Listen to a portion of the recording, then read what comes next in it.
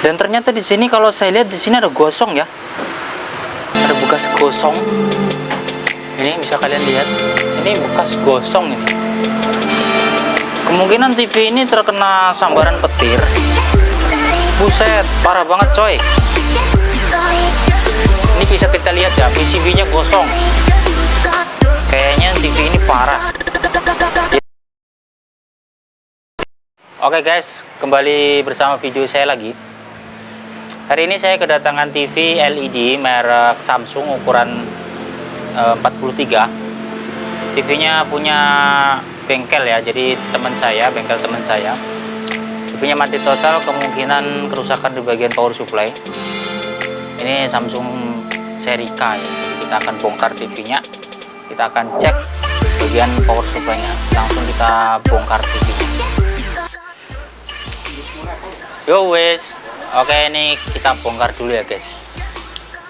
Biasanya TV kayak gini mati total itu, apalagi sekarang lagi musim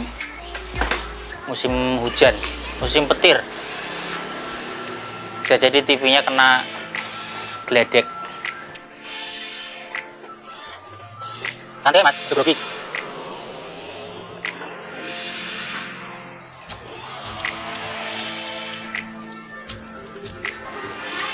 Oke, bautnya kita udah lepas semua.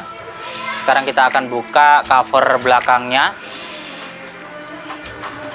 Saya nasi nyangkut ke? Wih, nah saklar enggak?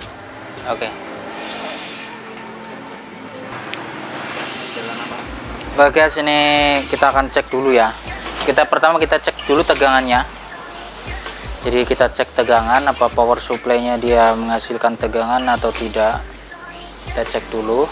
Pasang. Karena TV-nya mati total, jadi kita harus cek dulu tegangannya.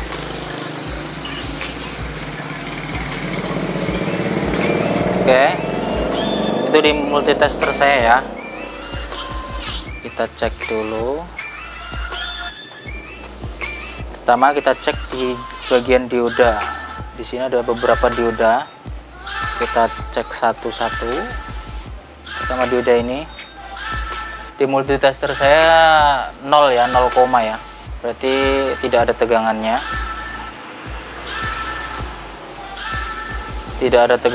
masih 0, masih mili 0, berarti bisa kita simpulkan ini kerusakan ada di bagian power supply nya. Jadi selanjutnya kita akan cek di bagian power supply. Kita akan cek komponennya apakah ada yang rusak. Pertama kita akan cek di bagian elko gede. Jadi di elko ini yang gede ini kita cek ada tegangannya atau tidak. Ini masih tegangan DC ya. Di sana juga 0 juga ya, 0, masih mili ya, di bawah 1 volt. Di elko besarnya aja dia di bawah 1 volt, berarti artinya ini tegangan dari PLN belum masuk ke elko ini. Coba kita cek dulu di bagian dioda. Bagian dioda kita cek. Bagian dioda juga sama, dia minus di bawah 1. Nah ini kemungkinan AC nya nggak bisa masuk. Kita cek lagi di bagian ini ya, AC nya kita cek dulu. AC power cord ada ya, 218. Ini kemungkinan sementara ini sekringnya rusak karena dari sini sudah keluar setrum. Nah nyampe dioda nggak ada, sedangkan di sini cuma ada penghubung antara konektor ini, terus sekring, terus lilitan ke dioda. Kalau lilitan sih jarang sekali rusak. Kalaupun misalkan ini rusak, pasti striknya juga jebol. Kalau ini rusak biasanya gosong ya. Kita coba buka dulu. Kita akan cek di sekringnya, karena kakinya di bawah, kita harus buka, kita balik mesinnya. Sambil menunggu mesinnya dibongkar, kita diwajibkan ngopi dulu guys, biar gak oleng. Kita ngopi dulu sambil menunggu mesinnya dibongkar. Nanti kita akan cek di sini. Kita siapkan alatnya dulu ya. multitester untuk pengecekannya. Udah kita siapkan solder. Jangan lupa ya guys, simak videonya sampai akhir biar nanti nggak salah paham tentang penjelasan saya. Jangan lupa like dan subscribe video saya agar nanti bisa bertemu dengan video-video saya yang terbaru. Oke, ini mesinnya udah siap ya guys. Kita akan cek di bagian yang tadi ya, masih di power supply-nya. Kita cek di bagian power supply-nya. Bentar. Tadi prediksinya AC sudah masuk ke sini, cuman nggak nyampe di dioda. Kemungkinan ini rusak sekringnya, tapi kita akan cek dulu. Kita gunakan buzzer di sini buat ngecek sekring. Ini sekringnya ya, dia pakai sekring yang model bulat ya teman-teman ya. Pakai sekring model bulat seperti ini. Kebanyakan sekarang alat elektronik sekringnya udah nggak model tabung, jadi udah model bulat seperti ini. Oke, kita cek dulu di kakinya. Kita cek di bagian kakinya. Di sana multitester saya tidak berbunyi ya, berarti kita pastikan di sini sekringnya rusak. Jadi sekring rusak seperti ini, kemungkinan ini ada tegangan yang melebihi 250 volt. Ini sekring ini akan putus. Nah, di sini tegangannya kayaknya lebih dari 250 dan juga mungkin ampernya lebih besar. Jadi menyebabkan sekring ini putus. Terus kita cek juga di sini bagian MOSFET-nya. Di sini ada MOSFET ya. MOSFET-nya kita cek.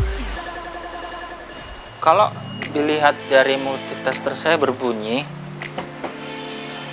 Ini. Di sini MOSFET-nya kita cek konslet ya. Nah, itu MOSFET ini konslet. Nah, ini MOSFET yang ini konslet. Nah, itu kita tes konslet semua kakinya. Nah, ini kemungkinan MOSFET ini rusak. Jadi pertama kita akan lepas dulu ini MOSFET-nya, kita lepas, lalu kita tes lagi di jalur kaki MOSFET-nya. Kita akan lepas dulu. Kita lepas dulu baut ini ya, baut MOSFET-nya. Oh enggak, ini ternyata dia gabung sama pendingin, jadi saya harus melepasnya bersama pendinginnya.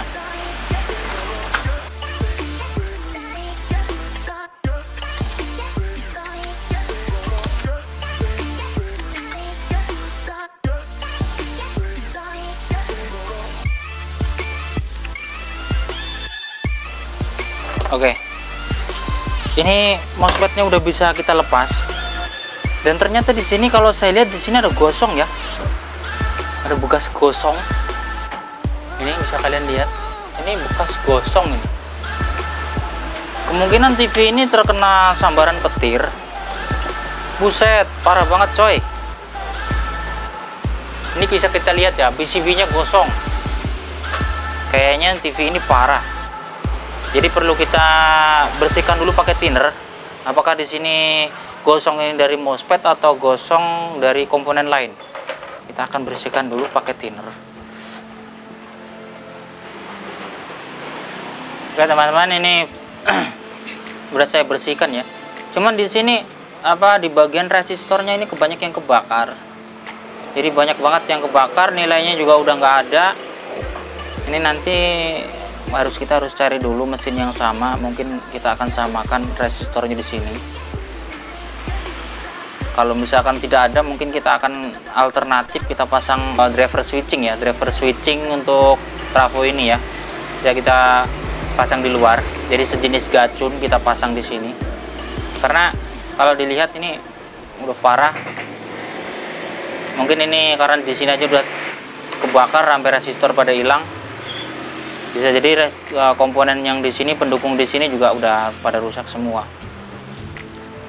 Kita akan lanjut, coba kita akan cari samakan mesin dulu kalau misalkan ada. Kalau nggak ada, kita akan pasang gacung. Oke, kita lanjut. ini karena udah banyak yang rusak dan kayaknya tidak mungkin untuk diperbaiki, diganti komponen ya.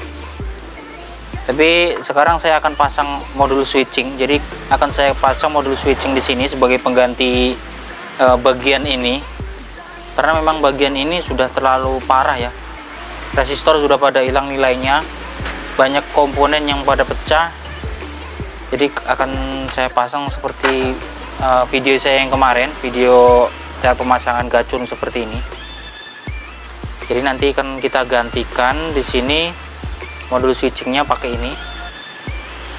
Banyak orang bilang namanya gacun ya, tapi ini modul switching.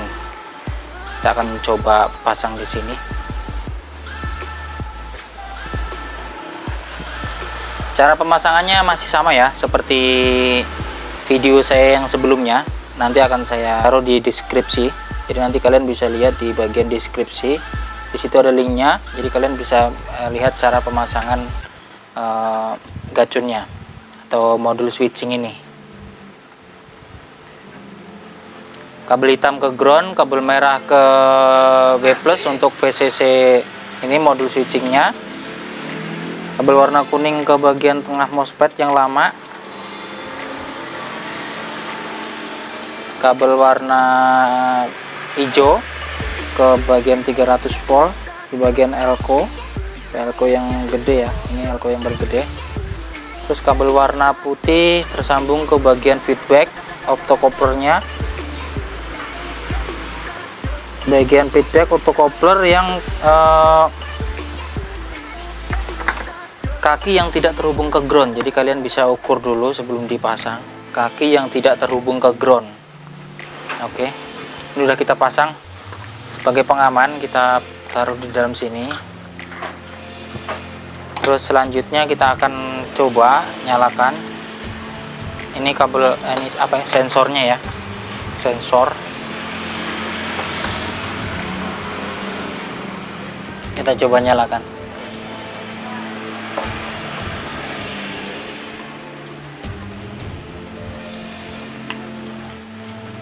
Oke, lampu indikator menyala ya. Ini lampu indikatornya menyala. Berarti artinya di sini power supply-nya bekerja. Coba kita matikan. Dia bisa mati, lalu kita coba kita nyalain lagi. Dia nyala ya, berkedip ya. Oke, selanjutnya kita akan cek tegangan. Bagian sekunder kita cek. Di sini tegangan 12 volt ada. Terus di sini tegangan inverter 37, posisi nyala, tapi belum dipasang backlight ya.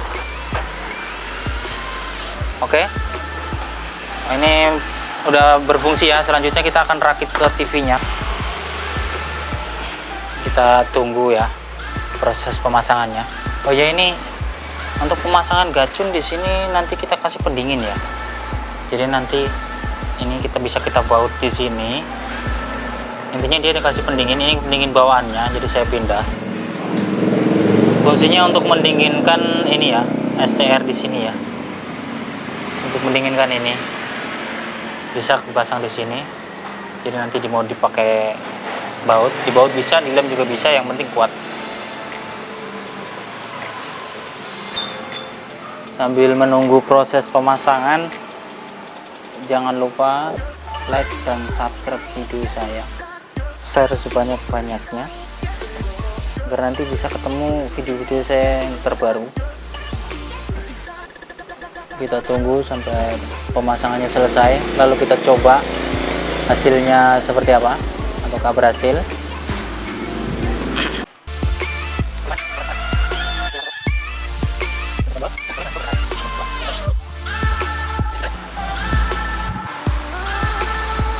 Oke teman-teman, hasilnya bagus ya. Itu hasilnya sempurna, bagus. Itu tadi proses perbaikannya TV LED ukuran 43 in dengan cara pemasangan modul switching ya, karena di bagian power supply-nya sudah rusak berat. Oke, sampai di sini video saya. Jangan lupa ya subscribe video saya, share video saya. agar nanti bisa mengikuti video-video terbaru dari saya. Sekian dan terima kasih.